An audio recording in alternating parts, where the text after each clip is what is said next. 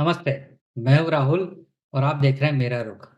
Management ज्ञान series के एक और एपिसोड में आपका स्वागत है। किसी ने बड़ी अच्छी बात कही है कि ज्यादा पीटने से बच सकता है ढोल। छोटी-मोटी कामयाबी का अगर ढिंढोरा पीटने लगोगे तो हाथ आई कामयाबी भी हाथ से निकल जाएगी। अगर कभी ऐसा आपके साथ हुआ हो तो हमें कमेंट करके जरूर बताएं। एक बार एक नगर में उत्सव का आयोजन किया गया। इसमें अपनी कला का प्रदर्शन करने के लिए अनेक कलाकार हैं। इनमें एक ढोल वादक और उसका बेटा भी शामिल था। दोनों अपनी कला में बहुत निपुण थे और ढोल बजाकर अच्छों-अच्छों को थिरकने के लिए मजबूर कर देते थे। उत्सव समाप्त होने पर सभी ने ढोल वादक के होनहार बेटे की खूब तारीफ करी और उन्हें ढेर सारे इनाम देकर चलता कर दिया। इनामों में सोने की कीमती आभूषण और अशर्फियाँ भी शामिल थे। सामान को पोटलियों में बांधकर वो दोनों खुशी-खुशी अपने घर के लिए रवाना हो गए। रास्ते में एक घने जंगल से गुजरते समय बेटा बोला, बापू, मेले में बहुत आनंद आया और सभी ने हमारी बड़ी प्रशंसा करी। ढोल वादक बोला, हाँ बेटा, तूने बहुत अच्छा ढोल बजाया। मुझे तुझ पर गर्व है। इस पर बेटे ने प्रसन्न होकर ढोल बजाना शुरू कर दिया। तो पिता बोला, अरे ये क्या कर रहा है? जानता नहीं इस जंगल में डाकू भरे पड़े हैं। आवाज सुनकर वो हमें लूटने आ जाएंगे। बेटा बोला, डरने की कोई बात नहीं है पिताजी। मैं प्रचंड नाद करके उन्हें डराकर भगा दूंगा। और वो जोर जोर से ढोल बजाकर प्रचंड नाद पैदा करने लगा, जिसकी आवाज पास ही की गुफा में छुपे डाकुओं ने भी सुनी।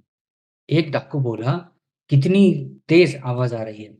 लगता है कोई राजा शिकार के लिए आया है और अपने हरकारों से आवाज करवा रहा है। कुछ देर में धुन पूरी हो गई, पर अति उत्साह में उसने उसे दोबारा बजाना शुरू कर दिया।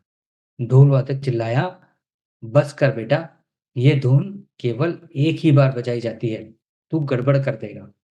बेटे ने उसकी एक न सुनी और दोबारा खत्म होने पर ही वो धुन उसे तीसरी बार भी बजाना शुरू कर दी। इस पर डाकुओं को शक हो गया। उनका सरदार बोला, ये राजा का ढोल नहीं, कोई नौसिखिया लगता है। पहली बार खूब पैसा बनाकर फूला नहीं समा रहे। चलो, चलकर उसे लूटें। डाकू वहां पहुंचे और उनका सारा सामान लूटकर चंपत हो गए। साथियों, देखा आपने, उस नौसिखिए ढोल वादक ने अति उत्साह में आकर अपना ही ढोल बजवा लिया। लोगों से मिली प्रशंसा को वो पचा नहीं पाया और घमंड में आकर मूर्खता कर बैठा। अगर इस कहानी के मैनेजमेंट ज्ञान की तरफ नजर डालें, तो इस तरह जिंदगी में पहली बार मिली इतनी बड़ी सफलता को उसने खुद ही असफलता में बदल दिया। इसलिए कहते हैं कि ज़्यादा ढोल मत पीटो, वरना ढोल बज जाएगा। यानी छोटी-मोटी कामयाबी का भी ढिंढोरा पीटने लगोगे तो हाथ आई कामयाबी भी हाथ से निकल जाएगी। क्योंकि तब लोग आपकी कामयाबी पर आपको बधाई देने के बजाय आपका मज़ाक उड़ाने लगेंगे। इसका मतलब ये नहीं कि आप अपनी अचीवमेंट्स को ना बताएँ। बताएँ, लेकिन बार-बार नहीं।